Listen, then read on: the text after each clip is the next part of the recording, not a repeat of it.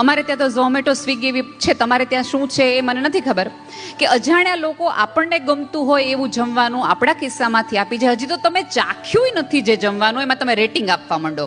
Delight, polite, વર્તન કેટલું સરસ, આ સરસ, જમવાનું સરસ, ટેસ્ટ સરસ. સાહેબ 40 ડિગ્રીની અંદર તમારી પત્ની 20 વર્ષથી તમારી માટે ગરમ રોટલી કરો, તમે કીધી થેન્ક યુ કહેવા ગયા એને?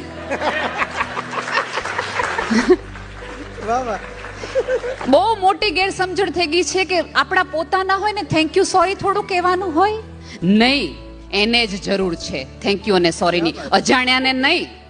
કારણ કે એને ઈચ્છા છે તમારી યારે રહેવાની, એને તમારી યારે ઘસારા છે. અને સાહેબ કટાઈ જાઓ ને એના કરતા ઘસાઈ જાઓ, નહીં તો વયા જાઓ. વાહ વાહ વાહ વાહ, ક્યા બાત હે, વાહ વાહ. સાદી વાત છે યાર. દિલથી થેન્ક યુ કહો ને, દિલથી સોરી કહો. કારણ કે અંતે આ પૃથ્વી પર છેલ્લા શ્વાસ લઈને આંખો બંધ કરો ને તો 20 આંખો એવી મળવી જોઈએ કે જેને તમારા જવાથી દુઃખ હોવું જોઈએ. તમારું પ્રતિબિંબ એમને આંખમાં જોઈએ ને તો આપણે એમ થઈ જાય કે યાર આ નહીં મળે. અને જે અત્યારે નસકોરા તમને લાગે છે ને એ હાલરડા છે, મિસ કરશો આવતા દિવસોમાં.